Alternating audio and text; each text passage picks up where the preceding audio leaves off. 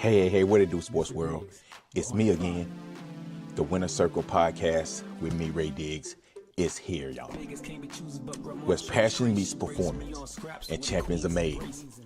I'm your host, Ray Diggs, bringing you the energy, the insight, and the mindset from across the world of sports. From the locker rooms to the big stage, this is where the real ones talk and legends rise, and the motto stays the same. Winners will always win. The Winner Circle podcast with me, Ray Diggs. We are here and we ain't going nowhere. Make sure y'all tune in because we're about to go live now. Peace. Hey, what it do, sports world, and welcome to the Winner Circle podcast, man. I just want to come on here. We want to talk about Patriots second-year quarterback Drake Maye. Drake Maye, the young quarterback for North Carolina, he made one of the leaps in NFL history. And is this just the beginning? I feel like this is just the beginning for young Drake Maye. I think that this young man right here is on his way to stardom. In only his second year, Drake Maye received 23 first place votes for MVP in only his second season. Okay, he finished second to Matthew Stafford for MVP. And I think that if you give Drake Maye Matthew Stafford's weapons, I think that he do the same thing that that Matthew Stafford did.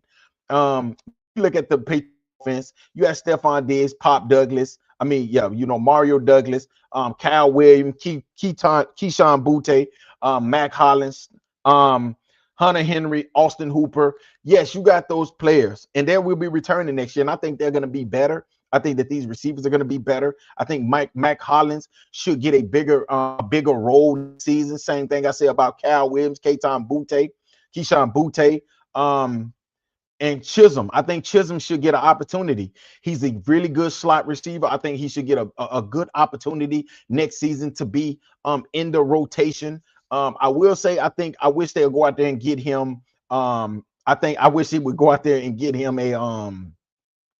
a more athletic tight end.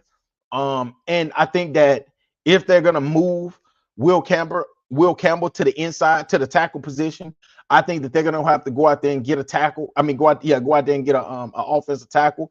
If they're gonna move him to the guard position, if they're gonna move Will Campbell to the guard position, I think they're gonna have to go out there and get a tackle to protect Drake Maye's blind side. So it's a lot of things that the New England Patriots is going to have to do in the offseason to get back to this and get Drake Maye to that next level. But I think that Drake Maye is going to be right up there towards the top of the best quarterbacks in the league next season. And I'm going to tell y'all something, man. And a lot of people is going to hate that I'm saying this, but I'm going to say it anyway. I feel like Drake Maye exceeded expectations in his second year. I don't think a lot of people really expected him to be this good this fast. But I tried to tell y'all, I even sent text messages to people. I said it. I said, listen, Drake Maye and Caleb Williams are the two best quarterbacks in that draft. And I still stand on that. Even though I like Jaden Daniels, I still say Drake Maye and Caleb Williams was the two best quarterbacks because of what I had seen, the body of work. Yes, I look at Drake Maye. Yes, I look at Jaden Daniels, and I always said this. First of all, he's little, he's small, and he do not know how to protect himself. And he runs a lot. The good thing about these quarterbacks is they don't want to run. They just run when they have to. Jaden Daniels run way more than the normal starting quarterback. So, and he did not know how to protect himself. As you can see this season, that's why he missed most of the season with injuries. That is the reason why I said that I would take Drake Maye. I would have taken Drake Maye number 2. Now, the Washington Commanders fans are saying that, oh, you crazy. Jaden Daniels had a hell of a rookie season. But you also got to think about this as well. What did Jaden Daniels have his rookie season that these other two quarterbacks did not have? I'll tell you what both of these quarterbacks did not have. What Drake Maye and what Caleb Williams did not have is they didn't have head coaches. They did not have offensive coordinators. If you remember, the Chicago Bears and the New England Patriots head coaches was about to be fired, which they did get fired, and new coaches came in. And what did New England bring in that Drake Maye did not have? He brought in Josh McDaniels, who was an offensive coordinator, an offensive-minded coordinator. Okay, the same thing with Ben Johnson. When Ben Johnson became the Bears head coach, he's offensive coordinator. Okay, so he knows quarterbacks. Guess what? Jaden Daniels had his rookie year. He had an offensive coordinator, which was one of the best offensive coordinators in the league, which is Cliff Kingsbury. And he also had Dan Campbell as his head coach. So he already had coaching in place, something that these two quarterbacks did not have. And that is the reason why I can honestly say it showed in year two. In year two, you actually saw it. What did the NFL do for Jaden Daniels? It caught up to him. After 1 year, the NFL caught up to him his second season. And if we just look back at it, it ain't like Drake Maye and Caleb Williams had bad seasons. Their rookie year, Drake Maye had 15 touchdowns and 10 interceptions. I don't know what Caleb Williams had, but it ain't like they just had terrible seasons. And overall season, these two quarterbacks got better. They got their team better. And you saw it because both of these teams was close. Well, New England made it to the Super Bowl, while the Chicago Bears was almost close to making it to the NFC Championship. They was like an interception. I mean, if Caleb Williams takes his time and maybe the wide receiver runs the route, how a route's supposed to be ran, the Chicago Bears probably would have met against the Seattle Seahawks. Not saying they would have won, but they would have met them. But that is what I'm saying. These two teams right here, these two quarterbacks got their team this far in their second season, and they're going to only get better. So for people to say that they feel like that Jaden Daniels is just so much better than these two quarterbacks is crazy. And then I got to throw Bo Nix in there as well, because Bo Nix, I mean, if he's there, they probably make it to the Super Bowl. Maybe they beat the New England Patriots and get to the Super Bowl. Maybe they got the type of team possibly beat the Seattle Seahawks. I'm not going to say they would have, because I think the Seattle Seahawks was the best team. I think they would have beat anybody. Anybody that came out the AFC, I think they was going to beat them. So, but this is what the New England Patriots have. They have themselves a top 5, top 10 quarterback right now. And I'm tired of people keep talking about the quarterbacks of, honestly, I think this right here might be one of the best quarterback classes that we've ever seen, with Drake Maye, Caleb Williams, Jaden Daniels, and Bo Nix. This might be one of the best quarterbacks classes that we've ever seen. And also, when you look at this quarterback class, you have to understand that these dudes are getting better. Think about it. Jaden Daniels, minus Jaden Daniels, he did it his rookie year. But these other three quarterbacks, teams made it to the divisional round and the championship round. That is what these quarterbacks did their second season in the league. But everybody still want to put them, oh yeah, they're not in the top 10 yet because this quarterback right here is proven. But listen, it's only one quarterback that I can honestly say that's proven. Really, I'll put the quarterback that's won a Super Bowl. The quarterback that's won, Patrick Mahomes, he's over there by himself. I don't even talk about Patrick Mahomes because I already know he's solidified, he's stamped, approval, certified, baller, gamer, playmaker, shot caller. That's what Patrick Mahomes is. So I put him over there by himself. When I do the tiers, Patrick Mahomes is in the tier by himself. Ain't nobody in that tier with him. I don't care who it is. Now, the tier under him, if you want to put, okay, Matthew Stafford, Josh Allen, Lamar Jackson, Joe Burrow, okay, if you want to put them in there, cool. That's it. That's the second tier. Then the third tier, you can put, honestly, when the third tier comes, you got the Jordan Love, the Dak Prescott. A lot of people keep want to put Dak Prescott in that tier with the second tier, but I can't put him there. I can't put a quarterback that got less playoff wins than Drake Maye. I can't put him in that tier when you've been in the league for 10, 11 years and you still got the same amount of playoff wins as players that's been in the league for 2 years. Think about this. Jaden Daniels got the same amount of playoff wins that Dak Prescott got in his career. So how can you put him in tier 2 because he plays good during the season? No. You got to be in that tier. Like I'm putting that tier right there of the Josh Allens, the Lamar Jacksons. Yeah, Lamar Jackson the same way. You just never know what you're gonna get from him in the playoff. He known for choking in the playoff. But I'm gonna put him in that tier. And then, like I said, you got the Dak Prescotts. Okay, you got the Jordan Loves. You got the Jalen Hurts. You got the Drake Maye.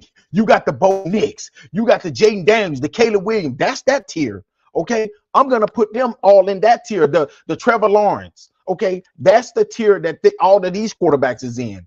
Okay, but you got Patrick Mahomes up there. And if you want to, and just to say, like, if you want to put Matthew Stafford up there, you know, somewhere close in maybe 1A, I mean 1B, okay, right there behind Patrick Mahomes, cool. He got an MVP, he got a Super Bowl. Cool. And then, like I said, you got the Sam Darnolds, okay? But where you want to put Sam Darnold at? You can put him either in the second tier or the third tier. I would put him in the third tier with the Drake Mays, only because I need to see a little bit more from him.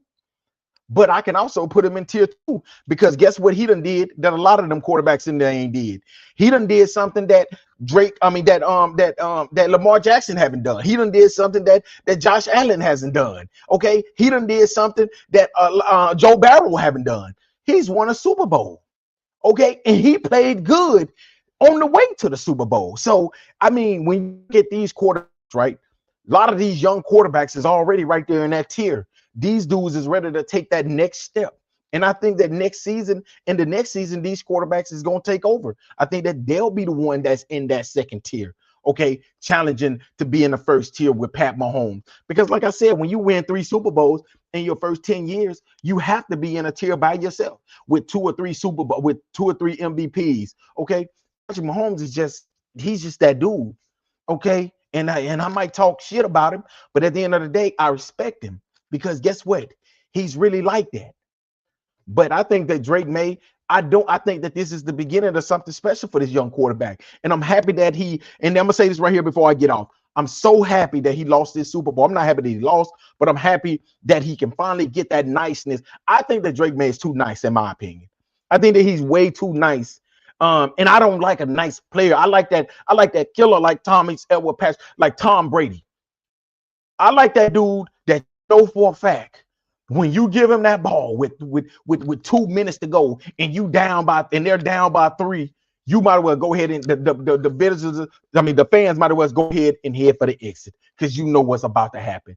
I hope that this right here turns Drake Maye into that type of player. If I'm Drake Maye, I go and I take out the VCR, the VHS tapes, blow them off, and I look at what Thomas Edward Patrick Brady did when he was with the New England Patriots. How he read defense, the way he called out the Mike linebackers, the way he pick apart defenses when he knew that he had a defense on their heel. He picked them apart like he did the Legion of Boom, like he did the Philadelphia Eagles, like he did he did so many teams like that. And I hope that this is what I hope that Drake Maye do.